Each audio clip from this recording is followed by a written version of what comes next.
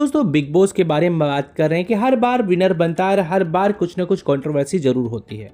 कई बार बायसनेस का भी आरोप लगाया जाता है और कई बार जिसकी उम्मीद नहीं होती है वो भी जीत जाते हैं। बिग बॉस की हिस्ट्री में कई ऐसे कंटेस्टेंट भी रहे हैं जो कि उम्मीद भी नहीं कर सकते थे, ना ही वो रिप्रेजेंट करते थे कि वो ना ही वो जीतने लायक थे, लेकिन उनको विनर बना दिया गया। जनता ने उनको दिल खोल कर गालियां दी या फिर जनता ने बहुत ज़्यादा क्रिटिसाइज किया। तो आइए जानते हैं ऐसे कौन से most hated big boss winner है। तो यहाँ पर हम बात करते हैं जूही परमार की। जूही परमार बिग बॉस 5 में आई थी और वो ऐसा था, अगर उसे कोई नॉमिनेट कर दे तो वो बहुत बुरा मान जाती थी, बहुत ही अलग तरीके से थी, बहुत बोरिंग थी।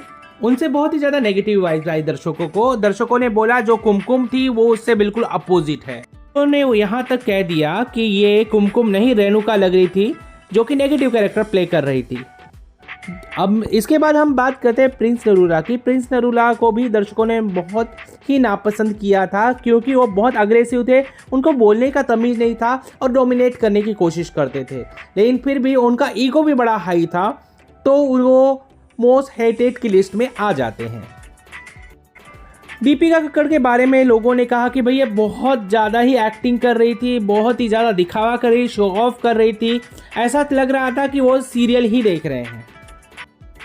दीपिका इतनी फेक लगी लोगों को, उनको तो उम्मीद ही नहीं थी। श्रीसंत के आगे पीछे घूम रही थी और बहुत बोरिंग भी लगी, लेकिन उसको विनर बना दिया तो उनको बहुत ही ज़्यादा क्रिटिसाइज किया गया, उनको बुरा बोला गया और उनके जो सोशल मीडिया पर उनको बहुत ही ज़्यादा लताड़ा गया।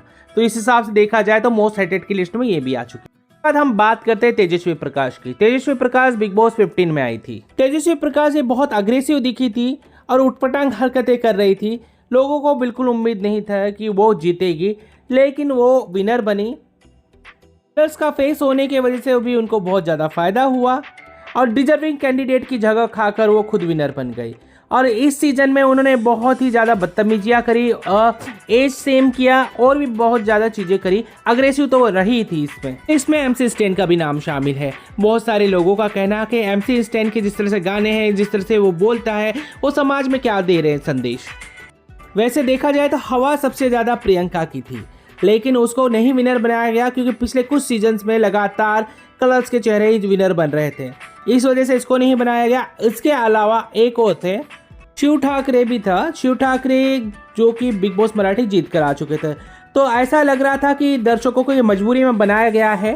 उस हिसाब से देखा जाए तो MC स्टैन को भी बहुत ज़्यादा नफरत मिली थी, हेट मिली थी।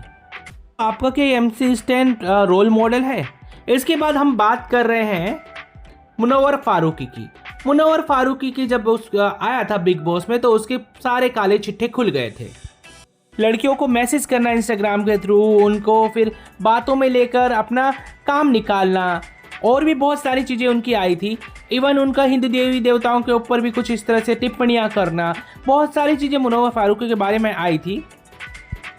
दर्शकों ने कहा कि ये इस तरह के व्यक्ति लोग अगर जीत कर आते हैं तो समाज पर इसका बहुत बुरा प्रभाव पड़ेगा।